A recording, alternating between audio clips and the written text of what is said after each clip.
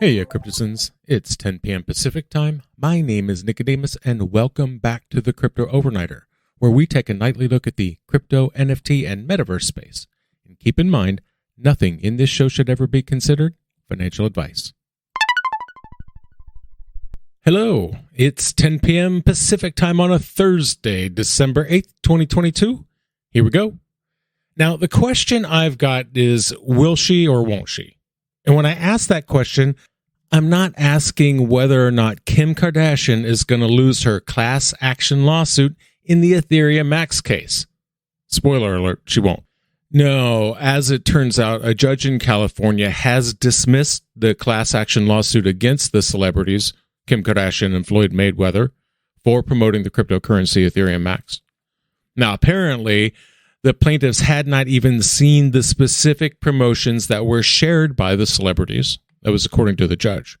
He added that the investors should be expected to act reasonably before basing their bets on the zeitgeist of the moment. So a little personal responsibility being advocated for there. But she's not completely in the clear. The plaintiffs can refile their case with amended claims. Now, lawyers for the plaintiffs had argued that the celebrities and their crypto projects' founders had colluded to pump the token's price and then left investors with losses. The plaintiffs had claimed that the defendants had marketed the tokens to investors so that they could sell their share for a profit. Now, when I ask will she or won't she, I'm talking about Representative Maxine Waters, head of the HFSC, at least for now, but we'll get to that. Because I saw it blow up on Twitter last night. Waters apparently said that she was not going to subpoena Sam Bankman-Fried to testify. Instead, she would try to persuade him to testify voluntarily. That's what the tweet said. And crypto Twitter predictably blew up on the news. You know, it might be that Ms. Waters got wind of the growing crypto discontent because she reversed course. Because later, she tweeted that a subpoena is, quote, definitely on the table for SBF. This is in response to requests for Bankman-Fried to testify at 2 congressional hearings. And in doing so, she refuted a CNBC report that suggested that she was not planning to subpoena him. Her tweet said that, quote, lies are circulating and a subpoena is definitely an option. Now, if you remember, Waters requested Sam to be at the December 13th inquiry, and she tweeted that invitation out on December 3rd. And then Sam rejected the invitation on December 4th, saying that he would not appear until he had, quote, finished learning and reviewing what happened. Now, this is despite his multiple media interviews discussing the collapse of FTX, literally discussing what happened. So Waters pushed back at that excuse, saying on December 5th that the information he has shown to know is already sufficient to testify. She added that it is imperative for him to attend the meeting. She said the committee is, quote, willing to schedule continued hearings if there is more information to be shared later. If issued a subpoena, he will be required to testify at the hearing. If he fails to do so, he could be held in contempt of Congress. That is a criminal offense with a maximum penalty of 12 months in prison and a fine of $100,000. Coincidentally, didn't he say in one of his media interviews he figured his current net worth was about $100,000? That might be a good place to start. Anyway, the December 13th hearing is expected to be the first in a series of hearings regarding the collapse of FTX, with individuals and companies involved with both FTX and Alameda Research, as well as Binance, expected to appear. Now, all of this is kind of subject to change. The United States held its midterm elections last month, the results of which mean the Republican Party will assume control of the House of Representatives this coming January. When either the House or the Senate changes hands, or if it is split, committee memberships change. And as control of the House changes this coming January, so does the control of the House Financial Services Committee.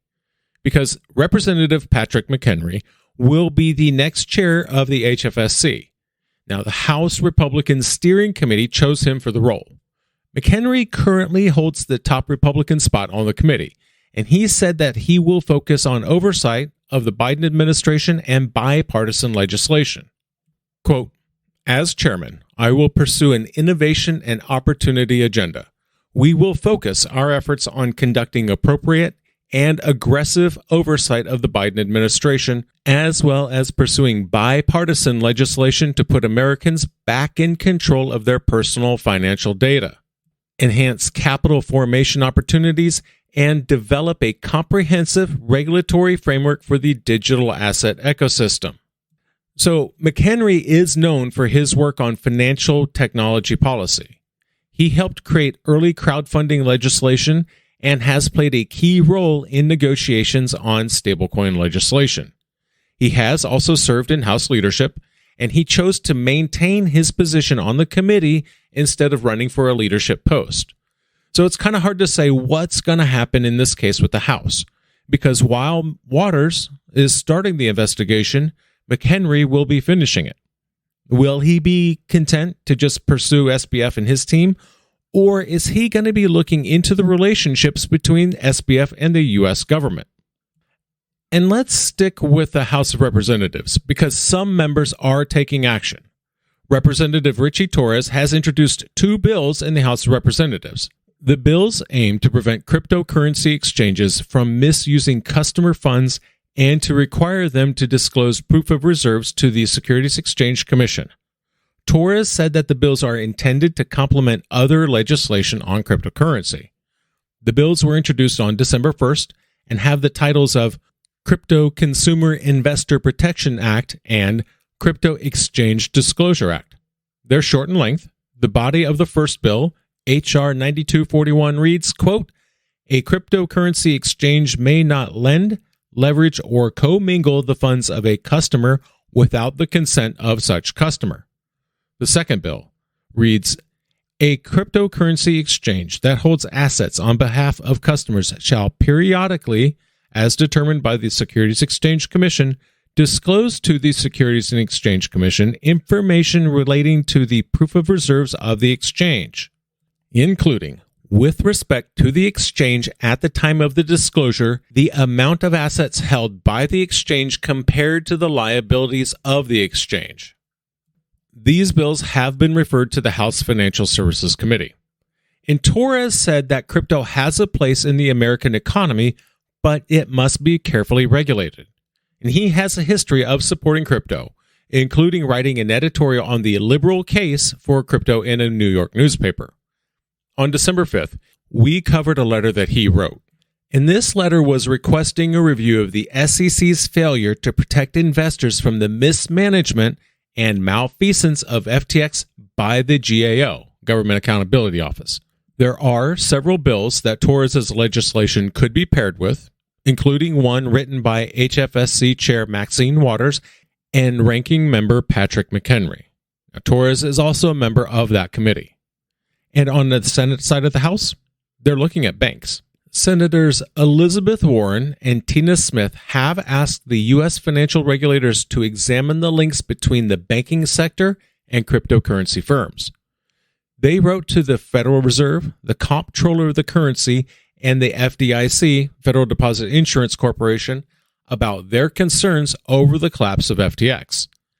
Keep in mind, these are both members on the Senate Banking Committee. They pointed to links between FTX and Moonstone Bank and Tether and Deltec Bank with no apparent oversight from federal regulators. And so they have asked the heads of the U.S. financial regulators to review the connections between the cryptocurrency firms and banks. They pointed out that the collapse of FTX shows that the cryptocurrency industry may be more integrated into the banking system than regulators were aware of. They want the regulators to provide information on whether they plan to review the links between banks and crypto firms. They also want a list of banks regulated by the agencies that are currently engaged in crypto-related activities. And they have also asked whether FTX may have used customer funds to invest more than $11 million in Moonstone. We talked about that one before. They've set a deadline of December 21st for answers.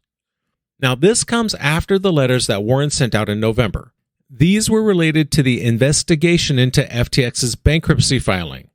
And in those letters, she asked Silvergate Bank, which is also Moonstone, to provide details on its relationship with FTX entities following allegations about its business practices.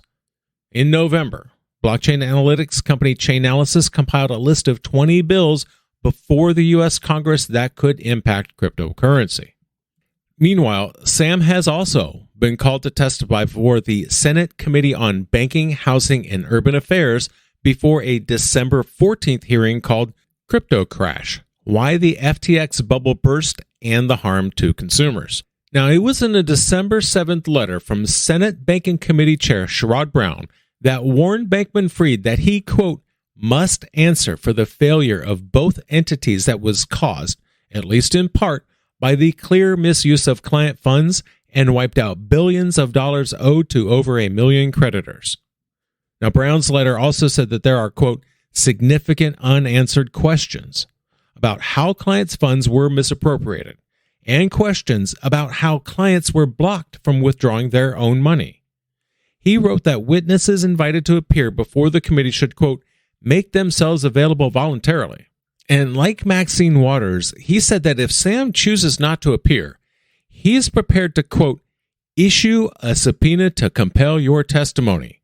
So it might be a race to see who gets to subpoena Sam first. Federal law enforcement is in contact with former employees of FTX and Alameda Research as part of a criminal investigation. 2 former employees have confirmed that they have been contacted by authorities. The investigation is still in the request for information stage, and the employees did not provide details on what information was sought. The federal investigation into FTX and Alameda is being conducted by several agencies. This includes the Justice Department, the SEC, the CFTC, state regulators. In court, FTX's bankruptcy lawyers stated that the company's new CEO is cooperating with law enforcement and regulators.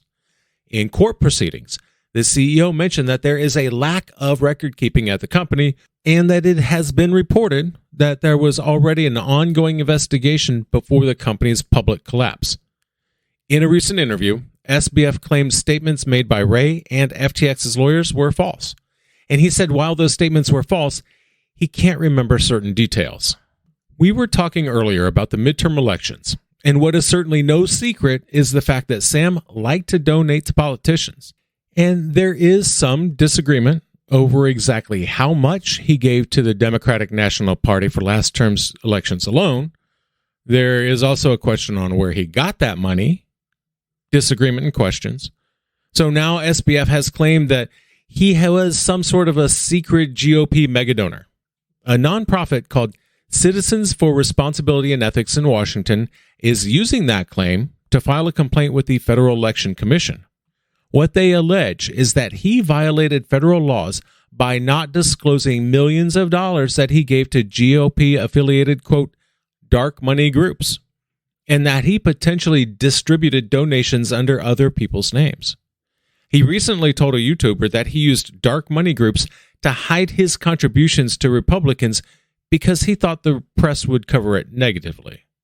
Now, we do know that Sam gave around $37 million to Democrats and to Democrat-leaning groups. In that interview, he said that he gave, quote, the same amount to both parties during the 2022 election cycle. The facts seem to be against him, again, because public records show that he donated only around $320,000 to Republicans and Republican-aligned groups. This directly contradicts his claim that he made his donations dark because reporters would have a negative reaction to them. According to the Watchdog group, his comments about intentionally concealing political donations could be evidence of a violation of the Federal Election Campaign Act. This act requires that donations above $200 to influence election outcomes, they must be disclosed by the donor, and that the correct person who funded the donation must be named. It is currently unclear exactly how much money he gave to dark money groups or to which organizations received donations. These groups do not report donations, and a spokesperson did not provide details about the size and scope of his Republican political giving. In the meantime, new management for FTX has reportedly hired Alex Partners. They are a financial advisory company.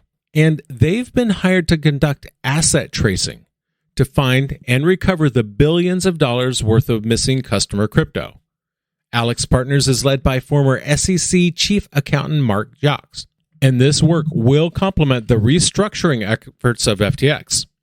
FTX and FTX US were hacked on November 11th, resulting in the loss of over $450 million worth of assets.